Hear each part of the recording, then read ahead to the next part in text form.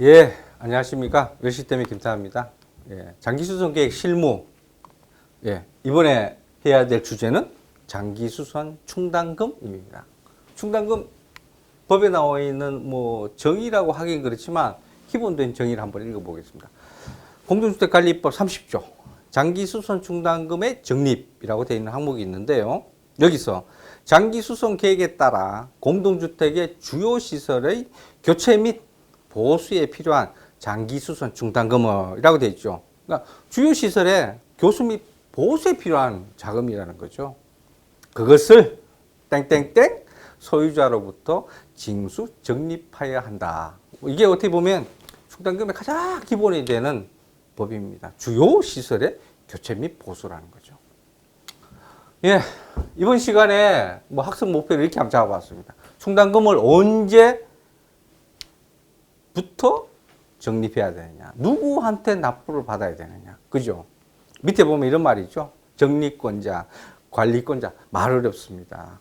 우리나라 말 너무 어렵습니다. 예, 적립 요율, 적립 금액은 좀 쉽죠. 자, 그리고 충당금에 관련된 교육했으니까 부과 형식, 납부 방법, 그죠? 증명서도 있겠죠. 그리고 예치권자, 그리고 예치 기관이 어디냐, 공개, 이걸 어떻게 공개하느냐, 그리고 인수인계 관계, 그리고 장기수선 충당금의 사용의 원인, 특이하게 또 사용 금지가 있어요. 장기수선 충당금은 충당금의 금지, 사용의 절차 방법, 마지막으로 과태료를 가지고 이번 시간을 한번 이야기해 보겠습니다. 첫 번째, 진행하기 전에 관련법 조항이라는 게 있어요. 화면 푹 차죠? 제가 좀 가릴 겁니다. 좀 가리는 부분은 여러분이 한번 찾아보시고요. 이 공동주택관리법 안에 이 부분이 들어있어요. 제가 한번 읽어볼게요. 관리 주체는 장기수선 계획에 따라 공동주택의 주요 시설의 교체 및 보수에 필요한 장기수선 충당금을 해당 공동주택의 소유자로부터 징수하여 적립하여야 한다. 이게 충당금에 관련 정의죠. 두 번째 조항. 장기수선 충당금의 사용은 장기수선 계획에 따른다. 다만 공동주택의 입주자 과반수의 서면 동의가 있는 경우에는 다음 각 호의 용도로 사용할 수 있다. 각 호의 용도 볼까요? 45조에 따른 조정 등에 대한 비용. 또 두 번째 조항 47조에 따른 하자 진단 및 감정에 드는 비용. 세 번째 1호 또는 2호의 비용을 청구하는 데 드는 비용. 이 비용을 동의만 있으면 쓸 수 있다는 거죠. 마지막 네 번째 장기수선 충당금의 요율, 산정 방법, 적립 방법 등 사용의 절차, 사후 관리 등에 관련한 필요 사항들은 대통령령으로 정한다. 여기 보니까 이렇게 있죠. 대통령령으로 정한다. 제 등에 좀 가렸습니다. 결국 관리 규약으로 정한다. 이렇게 공동주택관리법에 명시되어 있다는 겁니다. 이게 여러분한테 필요한 장기수선 관련된 가장 기본이 된 조항이죠. 그래서 한번 읽어봤습니다. 배가 나오니까 숨 차네요. 그죠? 그러니까 말이 빨라집니다. 자, 적립 시기. 적립 시기는 두 가지 경우가 있습니다. 한 가지는 공동주택이 있고요. 하나는 임대주택에서 분양 전환된 공동주택. 두 가지가 있습니다. 우리나라 말은 좀 이렇게 풀어서 너무 쓰다 보니까 너무 어려워요. 그죠? 임대주택에서 분양 전환된 공동주택. 그죠? 앞에 말을 지워버리니까. 임대에서 분양으로 전환된 공동주택. 이렇게 보면 되겠죠. 자, 이렇게. 네, 이런 겁니다. 자, 공동주택부터 보겠습니다. 공동주택은 구분에 따른 날부터 구분이 있나 봅니다. 1년이 경과한 날이 속한 달부터 매달 적립한다. 이렇게 됐습니다. 구분에 따른 날부터 구분을 한번 보겠습니다. 첫 번째, 주택법 49조에 따른 사용검사일을 받은 날짜. 주택법에 사용검사일을 받는 날이 있습니다. 아니 보니까 임시사용도 있죠. 임시사용도 받은 날짜가 있답니다. 또 한 가지는 건축법에 보면요. 제22조에 따른 사용승인을 받은 날. 두 개를 갖고 있습니다. 그러니까 두 개는 뭐냐? 주택법에 따라서 사용 검사일이든지 사용 승인일이든지 두 날짜, 한 개 더 있습니다. 임시가 있습니다. 임시. 자, 이렇게 해서 모두 세 개의 날짜입니다. 사용 검사일을 가지고 있든지 임시일을 갖고 있든지 사용을 갖고 있든지 간에 구분에 따라서 1년이 경과한 날이 속한 달부터 적립한다. 이렇게 명시되어 있습니다. 뭐가요? 공동주택인 경우에. 자, 두 번째는 임대 아파트에서 분양으로 전환된 아파트인 경우, 공동주택인 경우에는 임대사업자가 관리 주체에게 공동주택의 관리 업무를 인계한 날입니다. 인계한 날이 속한 달부터 적립한다라고 명시되어 있죠. 법은 이렇게 되어 있습니다. 법은. 그래서 임대에서 분양으로 공동주택 전환된 경우에는 관리 업무를 인계한 날이 속한 달부터 적립한다. 현실은 어떻습니까? 전혀 안 맞는 말이죠. 인계는 했어요. 작년 10월 달에. 장충은 바로 부과 안 합니다. 한 서너 달, 길게 6개월 정도 지나가면 그때부터 부과합니다. 왜? 전환이 되는 과정에 인수인계도 원활하지 않을 뿐더러 또 중간에 끼어 있는 다른 단체들이 있죠. 그래서 잘 안 되더라고요. 이게 원활하게 지켜지지는 않는 그런 조항이지만 법은 이렇게 되어 있습니다. 자, 예를 한번 보겠습니다. 이거 예 안 보고 가면 또 헷갈릴 거니까 예를 한번 보겠습니다. 자, 공동주택인 경우에 사용검사일, 사용승인일, 임시사용승인일로 되어 있습니다. 1년이 경과한 날이 속한 달부터 매달 적립한다. 이래 되어 있죠. 여기서 중요한 게 한 가지 있습니다.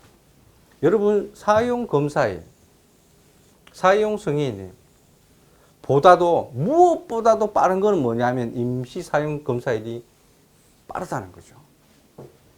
그래서 사용검사일, 사용승인일이 있고 그 단지가 혹시 임시사용승인일이 있다고 하면 이 세 개 중에 어느 걸 먼저 선택해야 되냐면 임시를 선택하셔야 됩니다. 임시를. 왜냐하면 장기 수선 계획의 가장 기본적인 취지는요, 거기에 설치되어 있는 설비를 사용하기 시작한 날부터 적립하라는 취지입니다. 그래서 임시라는 것은요, 정상적인 승인을 하기 전에 임시적으로 거기에 주거를 이사를 하든지 주거를 하든지 그렇게 승인을 내주는 과정이 있어요. 그러면 어떻게 됩니까? 시설을 쓰게 되겠죠. 그래서 누구보다 빠르다는 거죠. 그래서 이렇게 임시 사용일이 있는 단지인 경우에는 임시 사용일을 기준 일자로 잡으셔야 됩니다. 아시겠죠? 자, 밑에 예를 한번 보죠. 사용 검사일이 1월 31일인 경우에 몇 년도? 2011년도. 그럼 장충은 언제 부과해야 됩니까? 여러분이 알고 있는데 제가 좀 가려볼까요? 1년이 경과했으니까 12년도겠죠? 날짜는 필요 없겠죠? 속한 달이니까. 달은 1월이라는 거죠. 뒤에 한번 볼까요? 2012년 1월부터 예, 맞습니다. 그래서 날은 필요 없다는 거죠. 월만 필요한 겁니다. 뒤에 것도 한번 보겠습니다. 뒤에 똑같은 거죠. 2011년 6월 1일일지라도 날은 필요 없다는 거죠. 월만 쓰는 거니까. 그래서 실질 적립은 1년 뒤인 6월부터 적립합니다. 이건 굉장히 간단하죠. 날이 필요 없어지는 겁니다. 월 그대로 쓰시면 됩니다. 자, 이번에는 그러면 장기수 충당금을 누가 내야 되겠습니까? 여러분 다 알고 있는 것 같이 소유자가 내야 됩니다.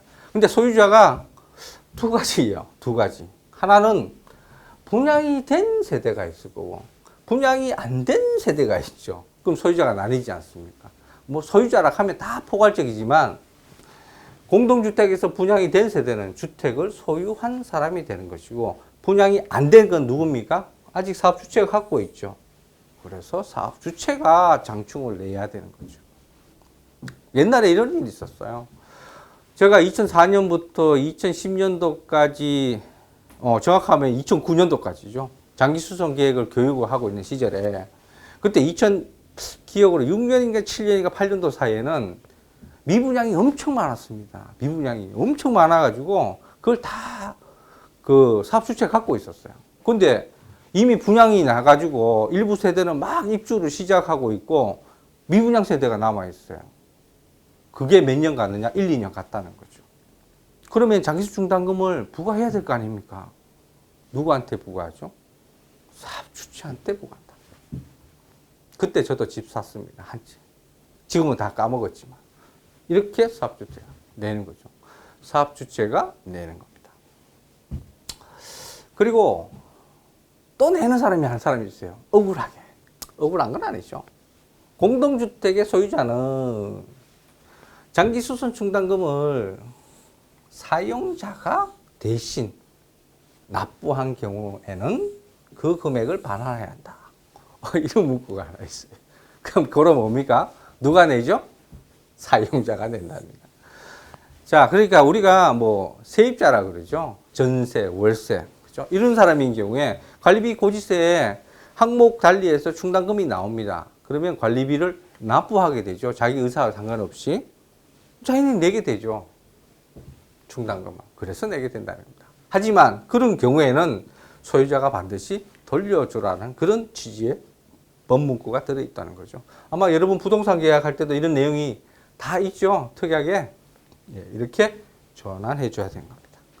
그래서 본의 아니게 충당금은 고지서에 나와 있으니까 그 세대의 고지서 부분에 들어있는 그 당시 사용자가 내게 되어 있습니다. 실질적으로 내야 될 주체는 주택의 소유자입니다. 자, 이번에는 적립권자와 관리권자 이 두 가지를 한번 알아볼게요. 적립권자? 이게 무슨 말인지 잘 모르죠? 권한이 있는데 무슨 권한이 있느냐? 적립의 권한이 있는 사람이 누구냐 해서 제가 말을 한번 만들어 봤습니다. 적립권자. 이게 뭐 법에 저런 말이 있는지 모르겠지만 뭐 이렇게 한번 만들어 봤습니다. 적립권자. 그래서 장기수선 충당금을 적립해야 될 권한을 제대로 갖고 있는 사람 누구냐? 주체 누구냐? 관리주체입니다. 관리주체. 관리주체가 이렇게 돼 있죠. 법조항을 한번 읽어볼게요. 그냥 30조. 장기수선 충당금 적립 1항 관리주체는 땡땡땡 장기수선 충당금을 해당 주택의 소유주로부터 징수하여 적립하여야 한다. 이렇게 돼 있죠. 한다. 누가? 주체가. 그러니까 적립해야 될 주체가 관리주체 맞죠? 법에 써 있습니다. 그런데 이 관리주체, 관리주체가 누굽니까? 예, 말 그대로 관리주체입니다. 그래서 이 관리주체가 아마 법의 정의사항을 보면요. 아마 여러분이 관리를 맡기는 경우와 자치관리하는 경우, 그죠? 이런 게 위탁관리와 자치관리인 경우. 자치관리인 경우에는 관리주체를 관리사무소장이라 그러죠. 그죠? 그쪽에 있고, 관리주체는 어떻게 보면 또 위탁인 경우, 위탁사를 관리주체라고 합니다. 그래서 두 개가 나뉩니다. 자, 그리고 관리권자. 관리의 권한은 누구한테 있느냐? 그래서 권한자 해서 관리권자라고 이렇게 써봤습니다. 관리 누가 해야 되냐? 관리사무소장이 관리를 합니다. 적립의 권한자는 관리 주체지만 관리를 하는 거 어떤 거죠? 관리 자체 업무를 한번 보겠습니다. 제64조 관리사무소장의 업무 등을 보시면요. 두 번째, 관리사무소장은 업무를 집행하기 위하여 관리비, 장기수선 충당금이나 그 밖의 경비, 청구, 수령, 지출 및 금원 관리를 하는 업무. 관리를 하는 업무. 해서 관리권자. 관리소장. 제가 이렇게 한번 붙여봤습니다. 그러니까 아파트 단지에서 뭔가 일을 하려고 하면 관리를 해야 될 거 아닙니까? 청구도 해야 되고, 수령도 해야 되고, 지출도 하는 게 기본 업무잖아요. 예. 그래서 장기수선 충당금에 그 청구, 수령, 지출에 관련된 업무를 하는 것은 관리소장이 한다. 이렇게 법으로 나눠 버렸어요. 관리 주체하고 관리소장을. 그럼 나중에 책임을 물을 때 어떻게 할지 잘 모르겠지만 두 개가 나눠져 있습니다. 예, 이번에는 적립요일. 이 적립요일은 여러분이 관리 규약을 개편할 때마다 아마 이것 때문에 머리가 아플 거예요. 그리고 뭐 우리 단지에 장기수당금 올릴 때마다 매번 하는 이야기죠. 근데 여러분 한 가지 알고 가셔야 될 거는 여러분이 관리를 할 때는 관리 규약을 보고 하는 거 아닙니까? 그래서 충당금도 마찬가지입니다. 관리 규약에 있는 충당금 규정을 보고 그대로 부과를 해야 됩니다. 그대로. 그런데 아직 잘 안 되죠. 현장에서는. 뭐 지금 관리 규약 개정한다 그러면 아마 이 부분은 그냥 비워두고 가는 사람들도 있고 뭐 대표들도 이해를 잘 못하고 그런 경우가 많습니다. 그래서 적립요일은요, 공동주택인 경우에는 관리 규약에 정하게 되어 있습니다. 정하게. 그 관리규약 보시면, 표준관리규약 보시면 아마 66조, 시도마다 좀 다를 수는 있지만 장기수당금 적립요일이라고 있을 거예요. 그래서 뭐 1, 2, 3, 4, 5에서 이렇게 골뱅이 쳐가지고 프로테지 하라고 이렇게 돼 있죠. 그게 이겁니다. 그게. 그래서 충당금의 요일을 딱 산정하라고 돼 있죠. 그래서 이 부분을 관리규약에 명시한다. 그렇죠. 또 한 가지 있습니다. 충당금은 임대가 꼭 따라서 됩니다. 임대는 얼마나 쉬운지 모릅니다. 특별수선 충당금 적립요일이라는 게 있어요. 그것은 끝입니다. 요일 따라서 그냥 강제 집행입니다. 그래서 밑에 있는 사항을 보시면 건축 임대주택을 분양 전환한 이후 관리 업무를 인계하기 전까지의 장기수선 충당금 요일은 민간임대주택 관련 특별시행령 제43조 사망 또는 공동주택 특별법 시행령 제57조 사항에 따른 특별수선 충당금 적립요일에 따라서 강제로 적립합니다. 그래서 이거는 뭐 강제처럼 프로테지가 있기 때문에 뭐 크게 신경 쓰지 않습니다. 이때까지 하고 있던 거니까. 하지만 공동주택은 관리규약이라는 게 어떤 겁니까? 여러분이 계속 협의하고 조정하는 거죠. 예, 그래서 그 조정의 절차에 따라서 진행하시면 됩니다. 자, 적립금액은 일반적으로는 이렇게 일반적인 고시가 있다. 이렇게 두 가지를 나눠봤습니다. 실제 제가 이거 교육을 하는 이유가요. 전에는 한 20, 30명 단위로 교육을 했어요. 이때까지. 뭐 제가 2009년도까지 교육을 대한주택관리사 협회를 통해서 저희들 교재를 써가면서 저희들 시스템을 써가면서 교육의 가장 기본을 다 교육했습니다. 그러고 나서 제가 이제 본거지가 이제 서울로 옮기면서 교육을 한 30명 단위, 소단위 교육을 꾸준히 했는데 많이 게을러졌나 봐요. 그죠? 근데 요즘 갑자기 한 1, 2년 전부터 교육의 내용이 서로 좀 달라요. 그러다 보니까 이제 서로 다른 이야기를 하는 것 같아요. 앉는 자리에서. 그래서 실제는 이런 교육을 한번 몇 년 전에도 만들었다가 오픈을 하지 않았습니다. 한데 이번에는 한번 제대로 교육 시스템을 만들어서 오픈하려고 준비를 했던 거죠. 했는데 이번에 뭐가 발표됐느냐? 전에는 위에 거밖에 없었어요. 일반적인 경우밖에. 그런데 이번 법에 이런 말이 있어요. 고시를 하나 만들어놨어요. 고시. 그래서 고시? 예, 저도 같은 연구에 관련해서 참여를 했는데 고시가 있답니다. 자, 그래서 일반적인 경우 장기수선 충당금 적립금액은 장기수선 계획으로 정한다. 이렇게 돼 있죠. 말 그대로입니다. 장기수선 계획으로 정한다. 근데 명확하게 이야기하면 이게 아니죠. 어디에 정합니까? 관리규약에 정해져 있다. 뭐 장기수선 계획은 이런 거죠.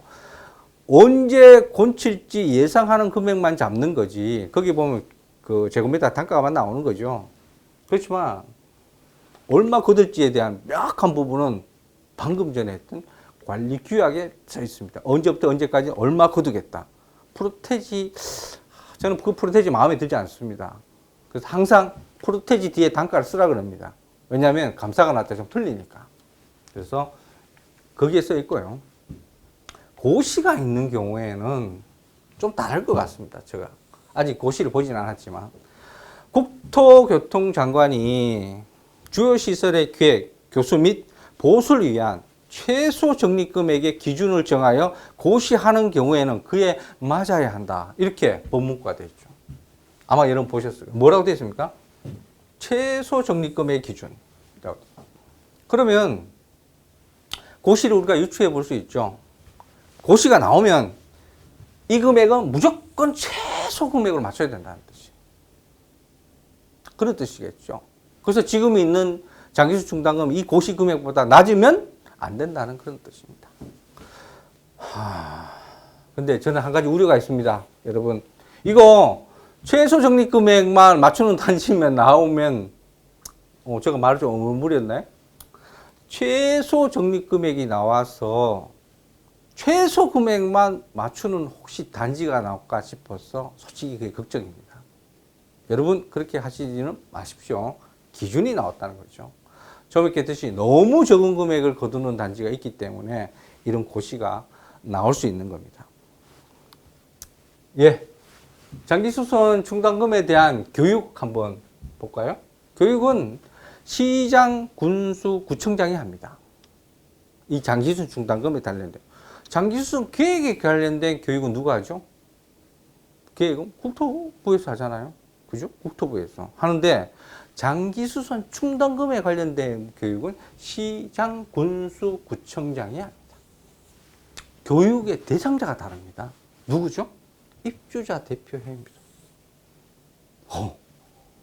아니 장기수선 계획은 관리사무소장이 하는데 왜 충당금은 입주자 대표회의가 할까요?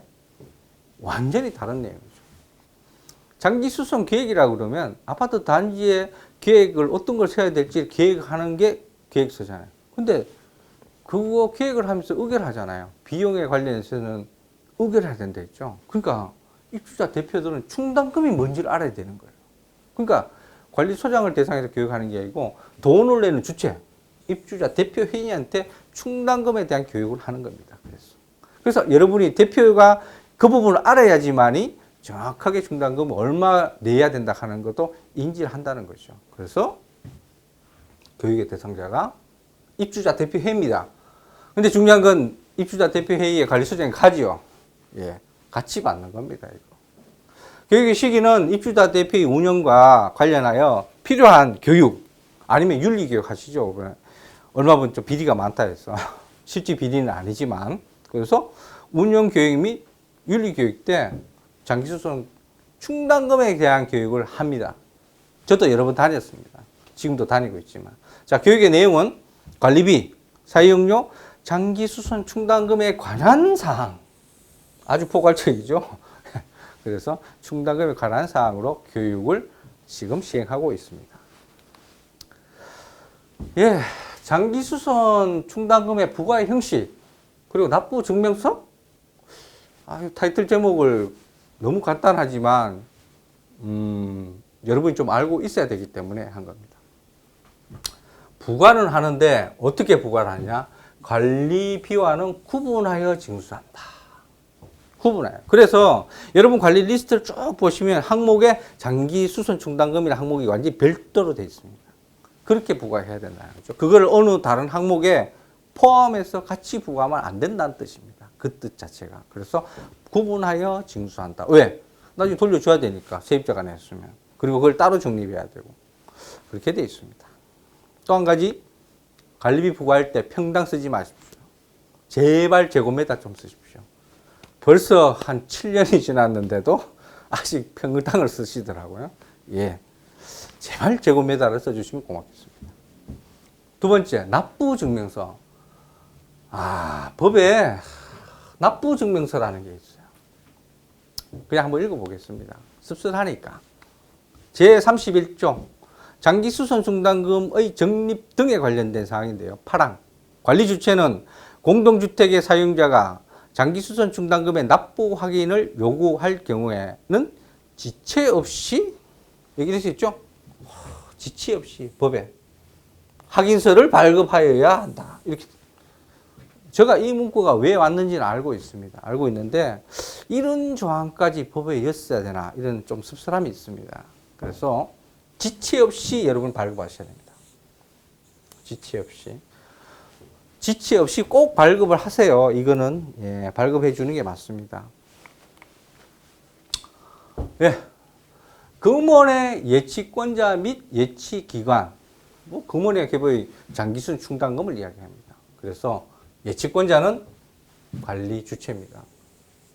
관리 주체. 뭐 관리 주체가 실질은 권한이 있지만 실제 행위는 누가 합니까? 예, 관리소장이 하죠. 관리소장이 예치합니다. 예치기관은요, 입주자 대표 회의가 지정한 금융기관입니다. 지정한 금융기관입니다. 그리고 이거는 절대 잊어버리시면 안 돼요. 관리비 등, 관리비 등 하면 많겠죠? 별도의 계좌로 예치한다. 고로 장기수선 충당금은 한 계좌에 장기수선 충당금에 관련된 것만 관리하라는 뜻입니다. 관리하라. 뭐 이런 단지가 있어요. 아직도. 좀 세대가 작아요. 정말 작습니다. 적은 세대는 관리비 통장과 장기수선 충당금을 하나로 쓰는 단지가 있어요. 큰일 납니다. 큰일 납니다. 여러분 한번 이 생각해 보세요. 관리비와 장기수선 충당금을 같이 이제 관리비 통장이니까 같이 받을 거 아닙니까? 분리하지 않고. 그러면 여러분 관리비를 월말쯤에 정기수료로 공과금 빠져나갈 때 충당금 적립액보다 적게 남아있을 수가 있어요. 통장 잔액이. 그러면 여러분 어떻게 되죠? 큰일 났습니다. 그래서 반드시 장기수선 충당금은 별도 계정으로 하셔야 됩니다. 그거를 그냥 단순하게 생각하시는 분이 있어요. 뭐 두 개 관리했는데 우리가 회계 계정만 맞으면 되지.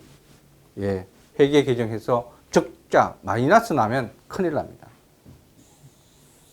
그래서 별도의 계정으로 꼭 하셔야 됩니다. 자, 이 예치 기간을 하는데 여기에는 관리소장의 직인 외에 입주자 대표의 회장인이 복수 등수할 수 있다. 이래 됐어요. 복수 등록할 수 있다. 됐습니다. 자, 기준이 어디죠? 관리소장입니다. 소주자의 통장이면서 인감의 가장 기본이 관리소장입니다. 그래서 관리소장 도장만 찍어도 되는데 입주자 대표회의 회장의 도장을 복수로 찍을 수도 있다라고 법 규정이 되어 있습니다. 예, 그래서 이거 뭐 꼭 대표회장 도장을 찍어야 되냐? 법에는 그렇지 않습니다. 예, 공개 주체 및 내용. 공개는 누가 해야 되죠? 관리 주체가 합니다. 이 말을 왜 계속 쓸까요? 차라리 관리소장이라고 하지. 예, 관리 주체가 합니다. 공개 의무는 법에 있습니다. 제23조 관리비 등의 납부 및 공개 등이라는 이 조항에 보면 다 자르고 너무 작으니까 공개해야 한다. 이렇게 써서 공개해야 됩니다. 공개 내역은 적립의 요율. 또 뭐 있죠? 뭐 썼으면 사용한 금액을 반드시 해야 되는데 이게 공개 시기가 있어요. 다음 달 말까지. 실제 부관액서 다 써가내고 있죠. 내고 있는데 혹시나 안 할까 싶어서 하지 않을까 싶어서 예, 다음 달 말까지 해야 됩니다. 공개 방법이 있습니다. 공개 방법 뭡니까? 부관액서 내면 되잖아요. 근데 명시가 되어 있죠. 인터넷 홈페이지 내지 그리고 또 중요한 건 공동주택 관리 정보 시스템에 반드시 공개해야 됩니다. 예, 여러분 하고 계시죠? 그러니까 공동주택 관리 정보 시스템이 뭡니까? K아파트죠? 그 K아파트는 제곱미터로 흘러가는 시스템입니다. 그러니까 꼭 제곱미터로 해서 꼭 올리십시오. 아직 공동주택 관리 정보 시스템이 제대로 안 돼 있어서 그렇지 완벽하게 돌아가올 수 여러분 다 잡힙니다. 예, 인수인계. 글씨는 크죠? 뭐, 3개입니다. 인계 해주는 사람은 누구냐? 인계 줘야 될 사람. 그럼 당연히 기존에 있던 관리 주체가 누구한테 줘요? 인계권자. 인수할 사람 줘야 되겠죠? 자치관리기구나 새로운 관리 주체. 두 가지 아닙니까? 자치를 하든지 위탁에 하든지 간에 새로운 관리 주체한테 넘겨줘야 됩니다. 그럴 경우에 인수인계 요건은 장기수선 계획서하고 충당금의 적립 현황을 줘야 됩니다. 단 그때 입주자 대표 회장하고 감사는 참관할 수도 있습니다.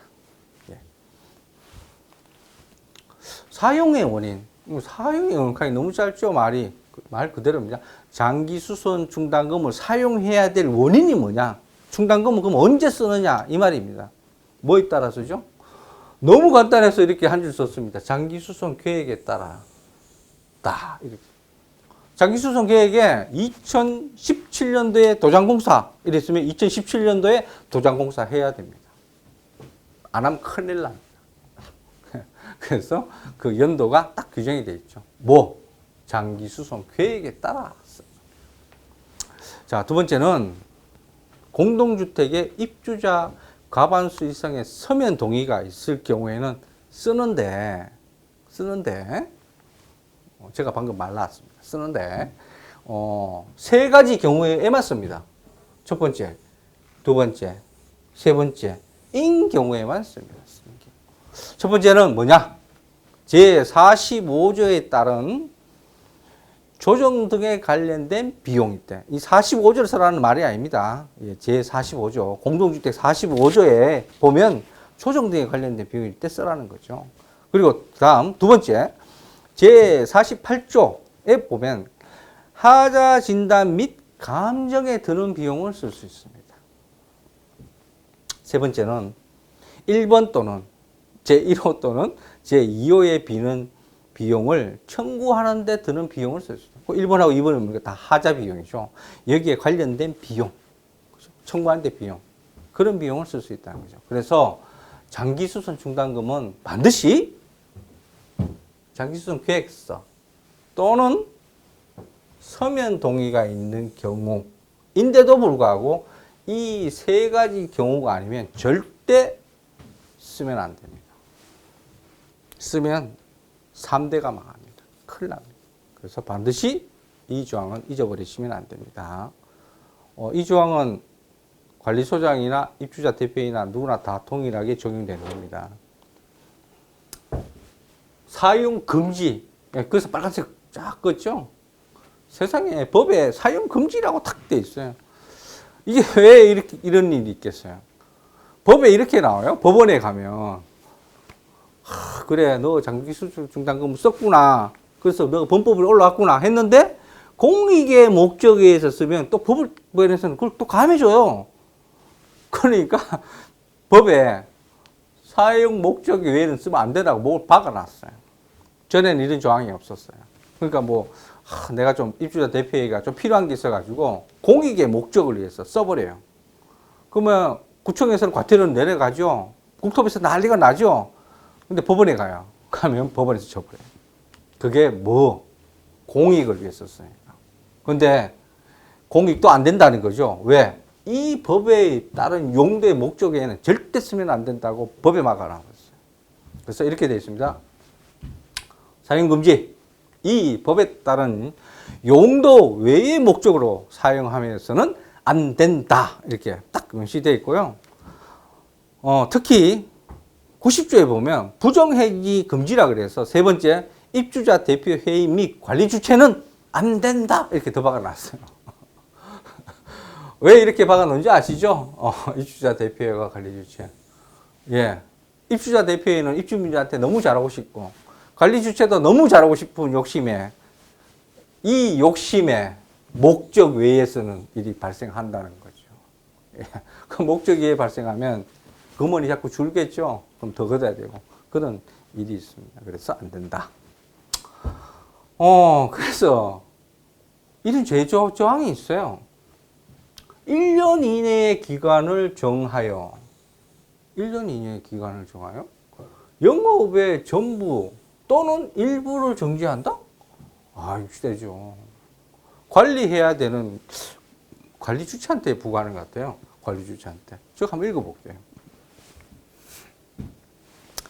제53조 주택관리업의 등록 말소득에 관련 조항인데요. 1항 시장, 군수, 구청장은 주택관리업자 제7호 우리나라 법에 이런 거 없으면 좋겠어요. 제8호 이런 거 없었으면 좋겠어요. 해당하는 경우에는 1년 이내의 기간을 정하여 영업의 전부 또는 일부를 정지를 명하여야 한다. 할 수 있었던 거 아니에요. 뭐예요? 하여야 한다. 그럼 강제를 해야 하는 말이지. 명해요. 정지를 하든지 전부를 하든지. 뭘 위반했을 때? 8항을 위반했다. 8항 읽어보겠습니다. 제90조 3항을 위반하여. 바로 위에 있죠? 이거 90조 3항 위반하여 장기수선 충당금을 이 법에 따른 용도 외의 목적을 사용하는 경우라고 딱 박으라고. 그러니까 관리하고 있는 사람도 잘 보라는 거지. 이걸 말이지 입주자 대표에서 쓴다고 그냥 묵시적으로 가면 이것도 잘못됐다는 거죠. 그리고 관리하는 주체가 이걸 또 그렇게 써서도 안 된다는 그런 뜻입니다. 예, 그래서 절대 이 법에는 쓰면 안 됩니다. 이거 너무 강조했나요? 한 5분 한 것 같아요. 예. 근데 장기수선 충당금은 실제는 사용은 너무 간단해요. 계획서에 있으면 쓸 수 있으니까. 자, 그러면 사용 절차는 어떻게 되느냐? 사용을 하기 위해서는 작성을 해야 합니다. 누가? 관리 주체가. 그리고 주체 누구죠? 관리소장이 써요. 작성 계획서. 그러니까 과태료 조금 전에 그래 나왔잖아요. 써요. 장기수선 충당금 사용 계획서를 장기수선 계획에 따라 작성한다. 이래 돼 있죠. 이게 무슨 말입니까? 장기수선 계획서에 올해 도장하라고 나오잖아요. 그러면 그 도장에 관련된 내용을 가지고 충당금 사용 계획서를 만들라는 뜻이에요. 그죠? 그걸 만드는데 뭘 어떻게 만드냐?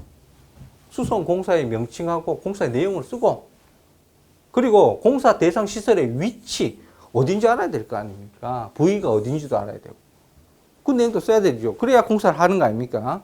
그리고 설계 도면이 있으면 설계 도면도 첨부하고 공사 기간이 어느 정도 걸릴 것이다. 그리고 공사 방법은 또 어떤 것이다. 입찰하려면 당연히 들어가야 되는 거죠. 그 관련된 서류 그리고 수선 공사의 범위 어디까지 할 거냐. 공사 금액, 예정 공사 금액 있죠. 그리고 공사의 발주 방법하고 절차 등을 상세하게 쓴 것을 사용 계획서라고 합니다. 그걸 입주자 대표회의 의결만 거치면 바로 사용할 수 있어요. 너무 간단해요. 뭐에 따라서? 고로 장기수선 계획에 따라서 입주자 대표의 의결만 받으면 바로 쓰는 거예요. 충당. 너무 쉬워요. 그래서 여기서 한 가지 주의해야 될 게 있어요. 예정 공사 금액이라는 게 있는데 장기수선 계획을 하면 장기수선 계획 금액이 있습니다. 이게 계획 금액. 계획 금액인데 계획 금액하고 예정 공사 금액하고 일치해야 되느냐? 지금은 일치해야 된다는 얘기가 굉장히 많습니다. 아마 그렇지만 여러분이 공사 범위라든지 그걸 하다 보면 좀 달라질 수도 있겠죠. 예, 그래서 그 부분을 충분히 감안하셔가지고 견적서도 한번 받아보시고 그래서 예가를 잡은 다음에 그 당시 금액으로 한 번 더 확인하신다면 하시는 게 가장 좋습니다. 예, 과태료. 이거 제가 제일 싫어하는 과목이에요. 저는 무슨 수업하면서 이 과태료 내용을 하기가 싫어요. 왜냐면 이거 하면 거의 윽박이거든요. 윽박. 윽박이 아니라 겁박이죠. 겁박. 그래서 실제는 수업할 때 안 하는데 이걸 또 빼먹으니까 또 잊어버리고 또 안 한 사람이 있어요. 법을 또 안 지키려고 그래서 과태료 사항. 과태료는 세 가지 경우가 있습니다. 하나는 1,000만 원. 큽니다. 돈. 500만 원. 돈이 큽니다. 하나는 동bil대표자가 될 수 없습니다. 세 가지. 그래서 1,000만 원인 과태료인 상황은요. 장기수선 충당금을 이 법에 따른 용도 외의 목적으로 사용하는 자. 또 나왔죠. 아까는 뭐 영업을 정지한다더니 이번엔 또 과태료를 또 1,000만 원 매긴답니다. 누가 썼느냐에 따라서 과태료가 1,000만 원이 나올 수도 있고 영업 정지를 당할 수도 있다는 거죠. 자, 500만 원 이하의 과태료.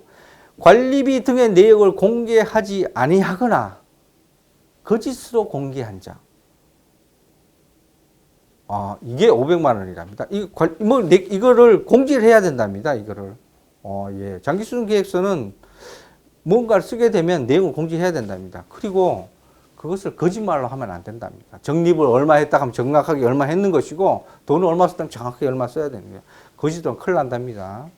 그리고 충당금을 적립하지 아니한 자, 적립 다 하잖아요. 다. 충당금을 적립하지 아니한 자가 있나 본데, 이 아니한 자 안에 이게 들어갈 수 있습니다. 혹시 관리 규약에 장기수선 충당금 얼마 적립하라고 나와 있죠? 뭐 프로테지가 되든 뭐 금액이 되든 뭐 입주자 대표의 의결이 되든 어쨌든 간에 뭐가 나와 있는데, 거기에 있는 내용과 관리비 부과 내역서에 있는 내용이 일치하지 않는 단지가 혹시 있을 수 있습니다. 그걸 한번 찾아보십시오. 그것도 여기도 해당되지 않을까 싶습니다. 자, 마지막으로 해당하는 사람은 동별 대표자가 될 수 없으며 그 자격을 상실한다. 아니, 이게 장기수준 충당금이 뭐 그렇게 대단한 거라고? 대표도 될 수 없으면서 그 자격을 상실한다 그랬습니다. 고로 대표가 될 수 없다는 말은 내가 신청을 할 수 없다는 거죠. 동별 대표자를 뽑을 때. 그리고 그 자격을 상실한다는 말은 현재 내가 동별 대표자로 있는데 그 자격을 상실한다. 그런 뜻이죠. 그렇죠? 두 가지 다 있는 겁니다. 이 말에는. 근데 어떨 때? 관리비 등을 최근 3개월 이상 연속하여 체납한 사람. 무섭습니다. 3개월 이상 연속하여 체납. 그러니까 여러분, 동별 대표자가 오면 절대 관리비 연체하면 안 됩니다. 석 달 이상. 그럼 이렇게 할 수 있죠. 한 달 연체하고 봉당, 그 다음에 한 달 연체하고 봉당, 이렇게 되는데, 석 달 이상을 꾸준하게 연체하면 뭐가 날아가죠? 동별 대표자 자격이 날아간다는 이야기가 되는 거고요. 그렇기 때문에 또 그런 사람이 동별 대표자 자격도 없다는 그런 뜻입니다. 여기서 한 가지 좀, 제가 한 수업 중에 이런 거 있죠. 증명서라는 거 혹시 기억나십니까? 예. 이것 때문에 증명서가 있는 것 같습니다. 증명서를 즉시 발행해야 아마 동별 대표자 뽑을 때 그 서류 중에 장기수충당금 관련된 납부 서류가 있나 봐요. 근데 그걸 즉시 뽑아줘야 되는데 안 뽑아주니까 동별 대표자 못 되나 봅니다. 그래서 이런 조항이 있다는 거 여러분이 좀 이해하시면 될 것 같고요. 자, 이번 시간에 했던 거 정리 한번 해보겠습니다. 적립의 시기. 분양은 사용검사일로부터 1년이 경과한 날이 속한 달부터입니다. 달. 임대는 관리 업무를 인계한 날이 속한 달부터입니다. 이것도 달. 뭡니까? 인계한 달. 근데 여러분이 꼭 1년이라는 거 잊어버리시면 안 됩니다. 분양은. 자, 납부의 의무자는 분양인 경우에는 소유자가 내고요. 임대인 경우에는 사업의 주체가 냅니다. 적립권자는 그리고 관리권자 이렇게 있는데, 적립의 권한은 관리 주체한테 있고 관리를 해야 되는 권자는 관리사무소장한테 있습니다. 자, 실제적인 업무는 소장이 한테 있다. 자, 적립의 요율은 분양인 경우에는 관리규약에서 정하고, 임대는 특별수선충당금 적립 요율이라는 게 있습니다. 거기에서 정한다는 뜻이죠.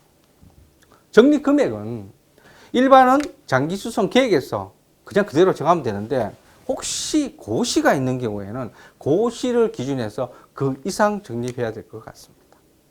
교육은 시장, 군수, 구청장이 하는데, 장기수선 충당금에 관한 대한 사항을 하는데 누구한테 하죠? 입주자 대표회의 임원들한테 하는 거죠. 자, 납부 부과 형식과 납부 증명서, 관리비 등과 분리해서 부과해야 되고요. 그리고 만약에 납부 증명서를 요구하면 바로 발급해 주시면 됩니다. 예치권자하고 예치기간은, 예치는 관리소장이 합니다. 관리소장이 하고, 예치기간은 입주자 대표회의가 지정한 금융기관에 반드시 해야 됩니다. 밑에 사용의 원인이 있죠? 사용의 원인. 장기 수선 계획에 따른다. 아주 짧습니다. 장기 수선 계획에 따릅니다. 장기 수선 계획에서 무조건 해야 됩니다. 또 한 가지, 입주자 과반수의 서면 동의가 있는 경우에 하는데 그게 하자에 관련된 걸 겁니다. 그런 경우에만 쓸 수 있습니다. 그 다음에 사용금지. 그렇죠? 사용금지는 이거 절대 잊어버리시면 안 됩니다. 용도 외의 목적은 절대 안 된다는 거죠. 충당금 하면서 절대란 말을 너무 자주 쓰는 것 같습니다. 사용 절차. 장기 수선 충당금 사용 계획서를 만들면 된다는 거죠. 뭘 기준해서? 장기 수선 계획을 기준해서. 근데 중요한 게 하나 있습니다. 반드시 입주자 대표의 의결을 거쳐서 써야 됩니다. 그러니까 본인이 그냥 직접 할 수 있는 게 아니고 의결을 거쳐야 됩니다. 예, 마지막으로 과태료죠. 과태료는 1,000만 원 이하의 과태료, 500만 원. 해당 사람은 동별 대표자가 될 수 없으며 그 자격을 상실하는데 그 조항이 1,000만 원, 500만 원 해당이 있는데 1,000만 원은 장기 수선 충당금을 이 법 외의 목적으로 쓰는 사람. 500만 원인 경우에 관리비 등의 내용을 공개하지 않은 사람. 그리고 충당금을 적립하지 아니한 자한테 500만 원의 과태료가 나가죠. 마지막으로 동별 대표자 자격을 상실하는 경우에는 관리비를 몇 개월? 3개월 이상 연속해서 연체하면 안 된다는 겁니다. 예, 장기수선 충당금은 아마 여러분 단지에서 굉장히 중요할 겁니다. 뭐 적립을 어떻게 하든지 사용을 어떻게 하든지 간에 뜨거운 감자입니다. 왜? 아파트 단지에서 가장 큰 규모의 저축적 자금이거든요. 일반적으로 관리비는 당월 즉시 발생하는 즉시 돈을 지출을 하지만 이 충당금은 돈을 모아놨다가 집행하는 거기 때문에 큰 돈의 규모를 가지고 있고 상용을 할 때도 크게 나갑니다. 그러다 보니까 돈이 많이 있다 보니까 어떻습니까? 애쓰러워서 해주고 싶은 것도 많고 하고 싶은 것도 많고 있을 수 있죠. 예, 거기에 관련된 규정이 되어 있는 부분이라서 여러분이 좀 이해를 해 주셨으면 고맙겠습니다. 예, 이렇게 이번 시간에는 장기수선 충당금에 대해서 교육을 하겠습니다. 감사합니다.